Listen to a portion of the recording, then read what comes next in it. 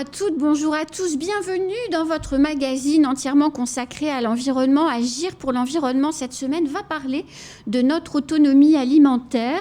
On va parler d'œufs, on va parler de poulet et on va se poser la question si effectivement l'autonomie alimentaire à Mayotte, c'est une utopie ou si c'est une réalité vers laquelle on peut tendre. L'inflation, on le sait tous, fait des ravages. Elle commence à priver de protéines animales les enfants parmi les plus modestes. L'œuf est censé être la protéine animale la moins chère. L'enjeu est donc fort à Mayotte autour des meilleurs moyens de s'alimenter. On va faire un petit retour en arrière dans la saison 3 d'APE et on va parler d'élevage de volailles. On va parler aussi d'abattoirs.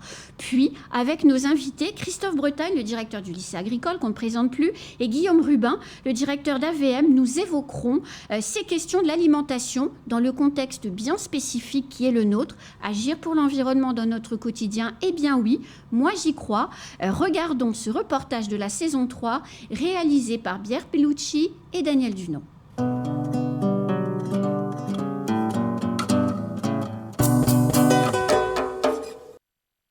En 2019, 120 tonnes de volailles fraîches ont été produites à Mayotte contre 14 000 tonnes importées en surgelé.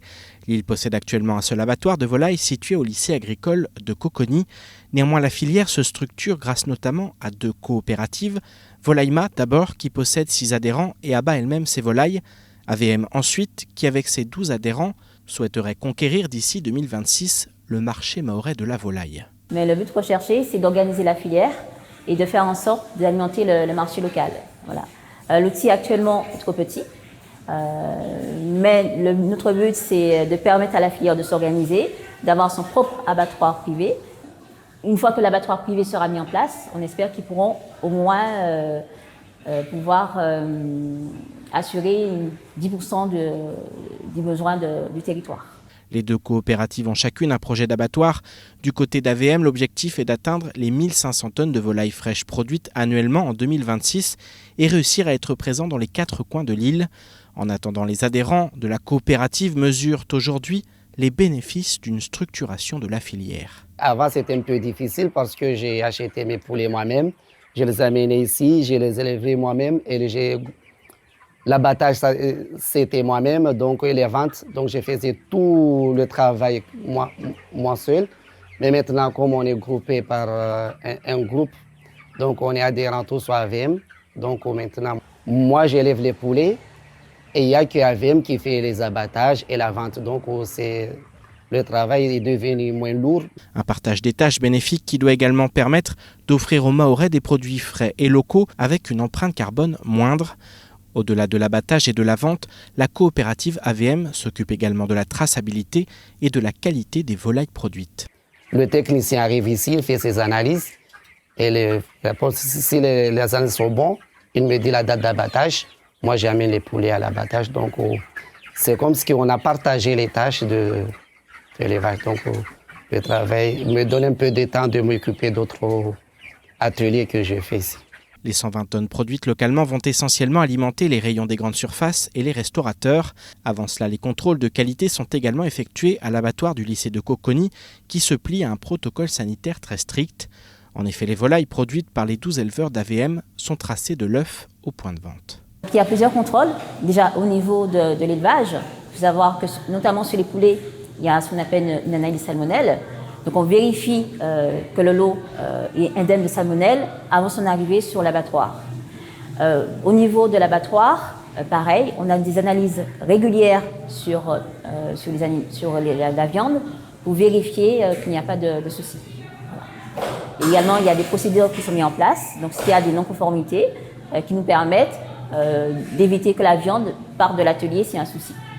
Pour l'heure, les conséquences environnementales des poulaillers à Mayotte sont très faibles. La filière doit néanmoins continuer de se structurer afin de répondre aux exigences françaises et européennes tout en se développant. Et si le chemin est encore long, la dynamique semble aujourd'hui enclenchée.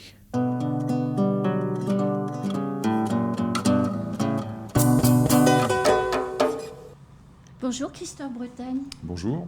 Vous êtes le directeur du lycée agricole de Coconi. Et bonjour Monsieur Rubin, vous êtes le directeur d'AVM. Bonjour. Où en est-on aujourd'hui de la mise en place de cette filière d'abattage dont on a parlé dans le reportage, parce que le temps a passé et il y a plein de choses nouvelles en réalité. Oui, alors effectivement, le reportage qu'on vient de voir date de 2019. Depuis, il s'est passé pas mal de choses. Nous avons réceptionné un outil de transformation, d'abattage et de transformation en août 2021 qui nous permet de transformer 1500 tonnes de viande de volaille par an en potentiel. J'ai vu qu'on était à saturation en 2019, on produisait 120 tonnes. L'année dernière, on a produit 140 tonnes de volaille et cette année, on va en produire 500. Donc on a encore du chemin à parcourir, mais en tout cas, la filière se structure, grossit. On a de plus en plus d'adhérents, on en a 30 maintenant, et les choses vont plutôt bien. Donc 30 adhérents, progressivement vous abattez de plus en plus de poulets. Ça veut dire qu'on en abat combien par jour de poulets à Mayotte ? Il n'y a que vous qui abattez. Je crois qu'il y a encore un peu d'abattage au lycée de Coconi. Nous abattons 2 jours par semaine. On a une organisation un peu spécifique. On abat 2 jours par semaine, le lundi et le mercredi, et on fait des abattages entre 3000 et 3500 poulets par jour. Par jour. Est-ce qu'il y a assez d'éleveurs ? Parce que pour abattre des poulets, il faut des poulets. Et pour qu'il y ait des poulets, il faut des éleveurs. Oui, nous avons des éleveurs. Nous avons, je le disais tout à l'heure, 30 éleveurs. On est sur une phase de professionnalisation maintenant du maillon élevage. C'est vraiment très important. Les outils de production amont sont en place déjà depuis quelques années. Je pense notamment à l'usine de production d'aliments du bétail qui est à Hérodibé.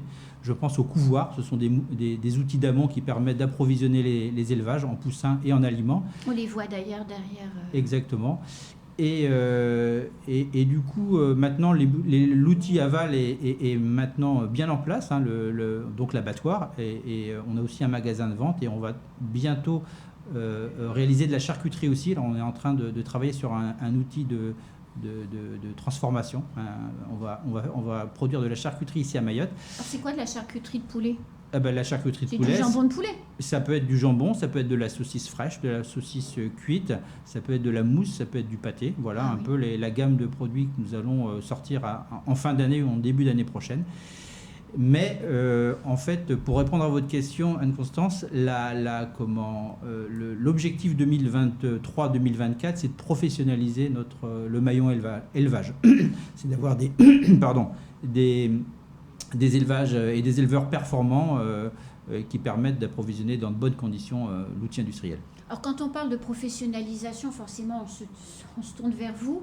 Le lycée agricole de Coconi forme aujourd'hui les agriculteurs, les éleveurs et plus largement les professionnels du secteur agricole et forestier de Mayotte. Il y a aujourd'hui combien d'élèves à Mayotte qui suivent une formation agricole ou forestière ? Alors, dans le lycée, on est 450 élèves, donc ce qui est déjà bien pour un lycée agricole. Sur les 450 élèves, la moitié seulement se forme dans le domaine agricole. Le reste, on est sur du service à la personne. Dans la formation agricole lycée, hein, la difficulté, c'est effectivement de trouver des jeunes qui sont ensuite insérables sur le plan professionnel pour des raisons purement administratives. Il faut quand même se rappeler la situation de Mayotte qui est un peu particulière, quel que soit le lycée, où beaucoup de jeunes aujourd'hui sortent du bac notamment ou du CAP avec un problème administratif, donc ne peuvent pas s'insérer dans la filière professionnelle. Ça, c'est un souci. Les autres... Donc, ce qui veut dire qu'on forme des jeunes et qu'une fois qu'ils ont un diplôme, ils ne peuvent pas trouver de travail parce qu'ils n'ont pas de papier, disons les choses clairement. C'est clair, mais c'est un problème général à Mayotte. Oui, de quel que soit le secteur aujourd'hui, ça reste un souci. Les autres, en fait, soit on est plus, nous, sur de la formation purement agricole, hein, dans CAP Bac Pro, c'est-à-dire la production, et ils sont trop jeunes pour s'installer de toute façon sur un élevage. Sortis de bac, ils ont 20 ans maximum. Il faut attendre un peu d'années pour qu'ils puissent s'installer. Par contre, on a un système de formation continue qui, lui, s'adresse à des gens qui ont un peu plus de maturité, qui ont déjà des projets et qui peuvent, eux, espérer, une fois qu'ils sont formés notamment en brevet professionnel responsable d'exploitation, et qui peuvent espérer s'installer dans le monde agricole. Alors, il faut aussi savoir que l'installation après une formation à Mayotte, c'est en moyenne 5 ans. Il faut trouver le foncier, il faut sécuriser les emprunts, quand les banques veulent bien en prêter, il faut construire son projet. Donc, c'est un parcours assez compliqué, mais qui reste faisable. Et aujourd'hui, c'est le défi, je pense, sur Mayotte, d'installer des agriculteurs. Ça reste un problème national, mais à Mayotte, il est crucial. On installe officiellement 2 agriculteurs par an et quand tout va bien. C'est pas beaucoup. Et 2 agriculteurs, c'est pas 2 éleveurs. Et ce ne sont pas 2 éleveurs. On est quand même beaucoup sur de la production polyculture-élevage. Et la professionnalisation des acteurs est compliquée parce que monter un bâtiment d'élevage, c'est plus coûteux que d'installer de la production végétale en plein champ. Bien sûr, évidemment. Donc c'est effectivement une orientation qu'il faut favoriser. Si on veut développer la filière animale, il faut faciliter l'installation en filière animale, qui est plus coûteuse dès le départ qu'une installation en production végétale. Et il y a les enseignements nécessaires dispensés au lycée agricole, ou le lycée agricole reste vraiment sur le maraîchage, l'agriculture. Au lycée, on fait de l'élevage depuis, je pense, l'historique, depuis le début du lycée. D'accord. Alors on est sur de la production bovine, mais également sur la production de volailles. On s'adapte. Un lycée agricole ne propose en général que des formations qui sont utiles sur le territoire. C'est la différence avec l'éducation nationale. On a une obligation d'adéquation. Alors ici, elle est un peu compliquée quand même, mais d'adéquation avec les évolutions et les besoins du territoire.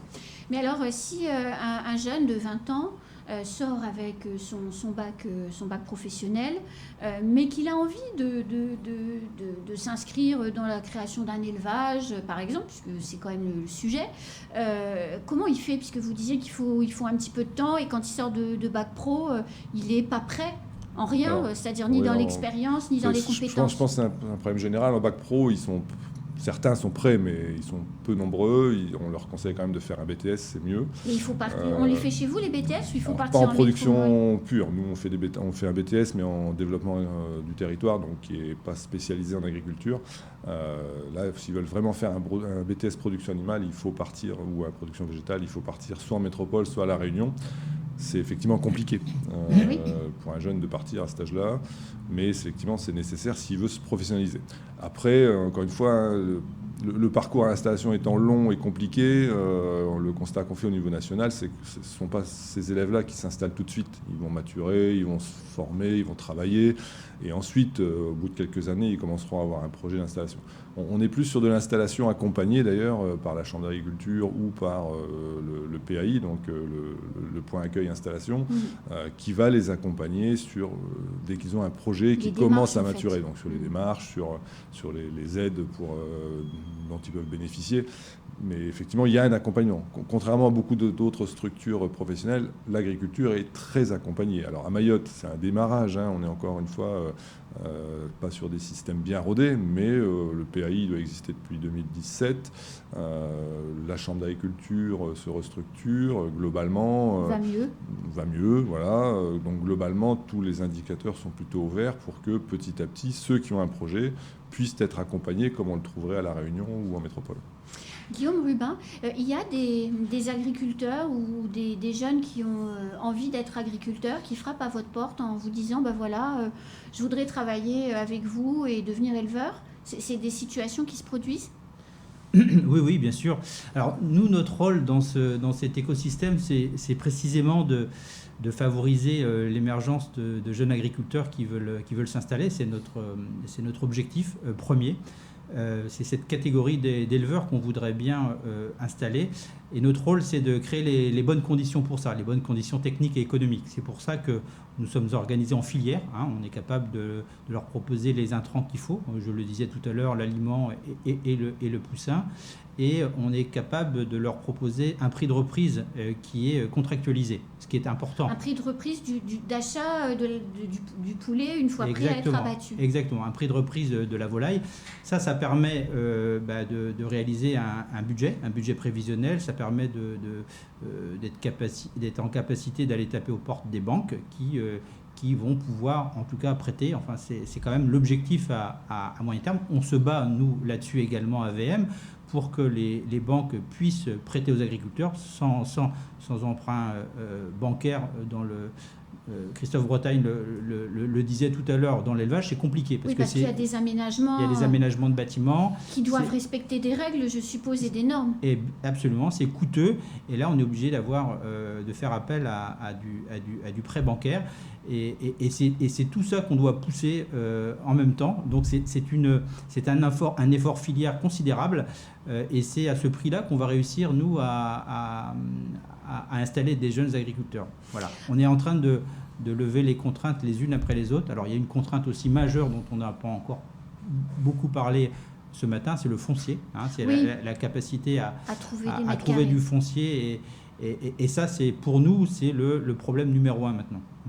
Plus que derrière les logiques de dossiers, d'emprunts, etc. Tout ça, ça se règle. Ouais. Tout ça, ça se règle à part de l'organisation et du professionnalisme. Mais par contre, le foncier, ça, on ne peut pas, un claquement de doigts, ça peut pas arriver comme ça tout seul. On a des éleveurs, en particulier notre président chez AVM, qui est installé depuis près de 10 ans. Il n'a toujours pas de foncier. Et un éleveur qui n'a pas de foncier n'investit pas. C'est normal. Il ne peut pas investir sur une parcelle qui n'est pas à son nom, dont il n'a pas la pleine propriété. Et donc tout ça, ça freine énormément la modernisation du maillon d'élevage. Et c'est un vrai problème. Vous le disiez, vous êtes passé de 6 à 30 adhérents en quelques années, enfin 2 ans ou 3 ans. Il vous faudrait combien d'adhérents pour atteindre les 1500 tonnes que vous espérez ? Alors, l'idée, c'est pas d'installer 100 éleveurs, hein, c'est pas ça l'idée. Nous, on veut, et ça fait partie de nos objectifs, on veut des agriculteurs qui gagnent leur vie, de leur métier. Et ça, depuis le début, c'est important. Quand on propose à un éleveur de s'installer, on propose de s'installer sur un modèle très précis, un modèle de 400 mètres carrés, et on s'engage, nous, à ce qu'il gagne au moins 2 SMIC sur 400 mètres carrés. C'est notre engagement et c'est notre contrat, un contrat tacite, parce qu'après il faut... Un contrat moral, oui, bien sûr. Un contrat moral, parce qu'il faut évidemment qu'il soit performant techniquement, et il faut que ça fonctionne, mais c'est ça l'idée. Donc du coup, on va pouvoir vraisemblablement accueillir encore d'autres éleveurs dans les prochaines années, mais il ne faut pas oublier ceux qui sont déjà installés. Et qui peuvent grossir. Qui peuvent grossir, parce que les prix de reprise vont diminuer au fur et à mesure. Il faut que nous, on puisse produire un poulet qui soit accessible par le consommateur moyen, en tout cas par le plus grand nombre de consommateurs mahorais. On ne veut pas faire un produit élitiste, hein, donc il faut qu'on fasse très attention à nos coûts de production, et les coûts de production sont importants à maîtriser également sur la partie élevage. Alors, on le voit de plus en plus, Christophe Bretagne, chaque filière, donc là on parle du poulet, mais chaque filière s'organise un peu sous des formes de groupements. On a la vanille qui est structurée, on a le pôle agricole de Moromohou qui est en train aussi de se structurer, on a l'agriculture biologique qui pousse et qui contraint, entre guillemets, les agriculteurs à se regrouper. Est-ce que la COPAC, par exemple, pour ne citer que, est-ce que c'est finalement, à Mayotte, l'avenir du développement agricole? Alors c'est effectivement, le modèle existe depuis les années 60 quand même, oui. Donc c'est pas récent. Les fameuses GAEC. Il a fait ses preuves. Effectivement, l'éleveur dans le reportage le disait, que ce soit de l'élevage d'ailleurs ou de la production végétale, on demande à un exploitant agricole de faire plein de métiers différents. Au bout d'un certain temps, ça coince. Il ne peut pas tout faire. Donc à un moment donné, le seul moyen de fonctionner, de se développer, c'est d'assurer un regroupement pour dispatcher les fonctions, en fait. Et c'est ça le rôle d'une coopérative, c'est de faciliter la vie des producteurs sur certaines missions qu'ils ne peuvent pas assurer, ou du moins qui vont être très chronophages. Et donc, à un moment donné, ce sera au dépend de quelque chose d'autre. Donc la coopération, quelles que soient ses formes, pour moi a du sens. Ça fait partie des objectifs et des orientations du ministère de l'Agriculture sur l'appui au développement des coopératives ou des systèmes de regroupement. Et je pense que c'est une bonne chose. C'est pas évident à Mayotte parce que c'est pas forcément quelque chose d'habituel. Il y a une sorte d'habitude de travailler seul à Mayotte, mais c'est quelque chose qui commence à prendre forme, les gens se rendent compte de l'intérêt. Et tous les organismes publics travaillent dans ce sens-là. On parlait du foncier. associés, l'EPFAM, donc, qui est l'équivalent de la SAFER, qui a cette mission de SAFER depuis 2018, travaillent là-dessus, sur cette idée de trouver du terrain, d'accompagner également dans leurs projets. Ils accompagnent par exemple le développement de l'agriculture biologique et dans l'esprit de la coopération et pas seulement de l'individu. Donc c'est vraiment un travail collectif, allons vers cette démarche de regroupement, de coopération au sens très large du terme. Oui. Le président de la République récemment l'a rappelé, l'autonomie ou la souveraineté alimentaire, on l'appelle comme on veut, dans les départements d'outre-mer est essentielle. On en est où à Mayotte? Quand on réfléchit, 374 km², on est très nombreux, on a besoin de forêts pour l'eau, on a aussi besoin de mètres carrés pour habiter, et il y a suffisamment de place pour tendre vers de l'autonomie alimentaire sur certaines, surtout je pense que c'est même pas la peine de rêver, mais sur certaines filières. Oui, la direction de l'agriculture et de la forêt aurait pu vous répondre là-dessus. Je pense qu'il y a beaucoup de travaux qui sont menés dans ce sens-là. Alors, bien sûr, 100% d'autonomie sur toutes les filières, il ne faut pas rêver. Il n'y a pas beaucoup de territoires qui y arrivent. Donc, je vois pas pourquoi nous, même si on est extraordinaire, mais malgré tout, je pense que ce serait assez compliqué et puis pas forcément souhaitable. Et puis, il y a des choses qui ne pousseront pas. Je pense aux haricots verts, ça ne poussera jamais ici. Si, ça pousse très bien, les haricots verts ici. Il n'y a pas de souci. On fait du haricot vert à Mayotte, il n'y a pas de problème. Non, c'est pas... On ne les trouve pas dans les magasins. Mais non, parce qu'il n'y a pas non plus une très grosse production, mais nous on en fait du bio, alors c'est pour vous dire que ça pousse. Mais c'est vraiment un problème de choix, effectivement, vous l'avez dit, il y a une concurrence sur le foncier, on est bien conscient. La priorité reste l'occupation liée à l'habitat. Il y a des gens, il faut les loger, plus toutes les infrastructures qui vont avec. Donc ça, c'est consommateur de surface, qu'on le veuille ou non, c'est un vrai souci, un vrai défi à Mayotte. Mais il faut trouver la place aussi pour la nature, c'est indispensable. On n'aura plus d'eau ou plein d'autres choses qu'on n'aura plus si effectivement on n'arrive pas à préserver la nature au sens strict du terme. Et il y a l'agriculture. Donc ça veut dire qu'à Mayotte, il va falloir être peut-être plus intelligent ou plus vite intelligent qu'ailleurs, parce qu'il va falloir effectivement optimiser les surfaces. Il y en a. Elles ne sont pas forcément accessibles, elles ne sont pas forcément toujours bien équipées, mais on a encore de la surface agricole possible. Maintenant, il faut l'optimiser parce qu'il y a de la concurrence. Mais c'est possible. Guillaume Rubin, vous parliez de 1500 tonnes. Ça représente quel pourcentage de la consommation mahoraise? Parce que j'imagine qu'on ne pourra pas tendre vers l'autonomie dans la consommation de poulet sur notre département. Ah oui, tendre, c'est possible. Être autonome... Christophe Bretagne le soulignait tout à l'heure, c'est illusoire, c'est même pas souhaitable. Alors nous, l'objectif. Alors j'entendais tout à l'heure quelques chiffres de 2019, c'est intéressant de les réentendre parce qu'au bout de 3 ans après, on les oublie. On les oublie, puis ça a surtout évolué. On consommait 14 000 tonnes de viande de volaille sur Mayotte en 2019. Maintenant, on en consomme entre 17 et 18 000 tonnes. Donc, on a encore augmenté nos consommations de viande de volaille depuis 2019. Notre objectif, nous, c'est d'arriver entre 7 et 10% de part de marché sur le congelé. Donc, 1500 tonnes. Sur le non congelé. Sur le congelé. Je considère que le congelé, c'est le c'est-à-dire remplacer remplacer 1500 tonnes sur 17 ou 18 000 tonnes. Alors, c'est à peu près entre 7 et 10%. Donc ça, c'est notre objectif. Aller au-delà, c'est pas forcément souhaitable. Ce sera déjà un beau challenge. Et vous pensez qu'on y arrivera d'ici combien de temps? Le reportage parlait de 2026. C'est ça, c'est 2027. On pense que d'ici... Alors, on va peut-être avoir une ou 2 années de retard, mais l'idée, c'est ça, c'est d'atteindre ces objectifs-là, ces objectifs de volume en 2027. Oui. Derrière le poulet, il y a l'œuf. C'est une filière sur laquelle Mayotte travaille depuis un petit peu plus longtemps. On en est où de l'autosuffisance sur l'œuf? Sur l'œuf, a priori, on est quasiment en autosuffisance, en autonomie. Après, il y a des périodes peut-être un peu complexes, notamment, je pense à Ramadan, où là, il y avoir une surconsommation, une consommation plus importante. Donc, malgré tout, les élevages, eux, ils grossissent pas en fonction de la fluctuation de la demande. On installe un élevage et puis après, ils produisent des œufs de façon régulière. Donc ça, c'est le moment un peu difficile, je pense, sur Mayotte. Puis il y a peut-être d'autres périodes un peu de fête à nouveau compliquées, mais globalement, on est quasiment à 100%. Et ça, c'est un enjeu qui a été bien compris par tous les territoires. Globalement, je ne crois pas qu'il y ait un territoire français, en tout cas, où on n'ait pas d'autonomie quasiment à 100% sur l'œuf. La restauration scolaire se met en place progressivement avec les efforts du rectorat et puis également de tous les partenaires qui travaillent sur l'alimentation. Ça va forcément augmenter les consommations d'œufs et de poulet. C'est des choses qui ont été anticipées ou ça va se gérer au fur et à mesure de la demande qui va augmenter? Alors pour nous, ça c'est un marché qui est extrêmement intéressant. Et je vais vous expliquer pourquoi.